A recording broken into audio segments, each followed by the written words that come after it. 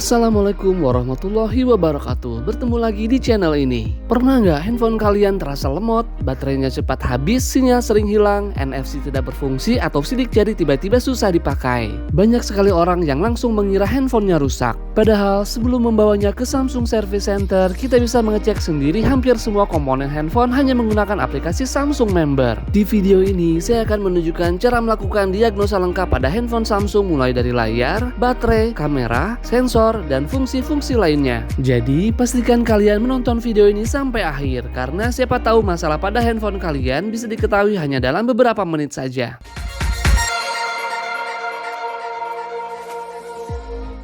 Pertama, kita buka aplikasi Samsung Member. Jika belum ada, teman-teman bisa mengunduhnya melalui Galaxy Store atau Play Store. Setelah masuk ke aplikasi, pilih menu dukungan atau support, kemudian pilih diagnostik telepon. Di sini akan muncul berbagai macam pengecekan yang bisa kita lakukan. Di handphone Samsung terbaru ada lebih dari 20 jenis pemeriksaan yang bisa dilakukan. Yang pertama, perangkat lunak sistem. Menu ini memastikan sistem operasi berjalan normal. Jika ada kerusakan software atau error tertentu, biasanya akan terdeteksi di sini. Yang kedua, status baterai. Ini salah satu fitur yang paling sering digunakan.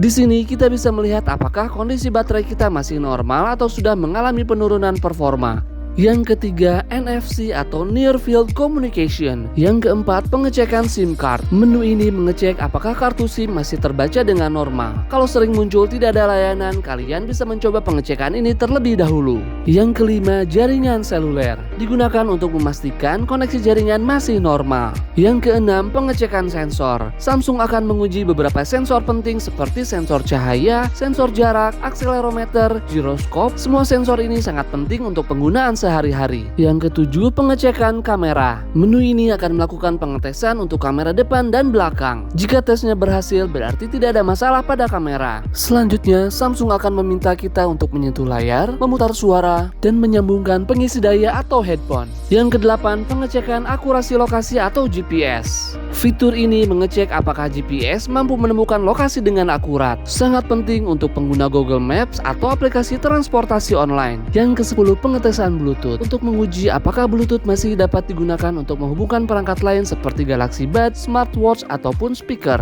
Yang ke-11, pengecekan pengenalan jarak. Sensor ini digunakan saat menelpon. Ketika rusak, biasanya layar tidak mati ketika ditempatkan ke telinga. Ke-12, pengetesan tombol. Samsung akan meminta kita menekan semua tombol fisik, misalnya volume up, volume down, atau tombol power. Ketika semuanya berhasil, berarti tombol masih normal. Ke-12, pengetesan fungsi getar. Menu ini akan mengaktifkan motor getar. Ketika handphone tidak bergetar sama sekali, berarti ada kemungkinan terjadi kerusakan pada motor penggerak di dalam handphone.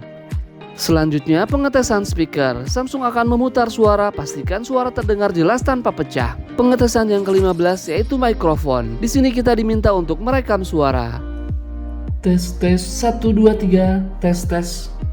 Ketika suara kita terdengar dengan jelas, berarti mikrofon masih normal. Yang ke-16 yaitu pengetesan sidik jari. Menu ini mengecek sensor fingerprint. Jika sensor tidak merespon, biasanya akan muncul notifikasi gagal. Yang ke-17, pengenalan wajah.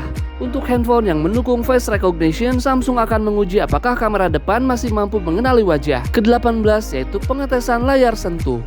Salah satu fungsi yang paling penting untuk memastikan apakah layar sentuh kita masih berfungsi normal dan masih sensitif. Kita cukup mengusap seluruh area layar. Jika semua kotak berubah warna, berarti touchscreen masih normal. Kalau ada bagian yang tidak berubah warna, kemungkinan terdapat bagian pada layar yang bermasalah. Ke-19, pengetesan fungsi S Pen atau Stylus Pen. Ini khusus untuk Galaxy Note atau Galaxy S Ultra. Samsung akan meminta kita menggambar garis menggunakan Stylus Pen. Jika semua garis terbaca, berarti Stylus Pen masih normal. Selanjutnya yang ke-20, pengisian daya kabel. Digunakan untuk memastikan proses charging melalui kabel berjalan normal. Di sini saya tidak dilakukan tes ya.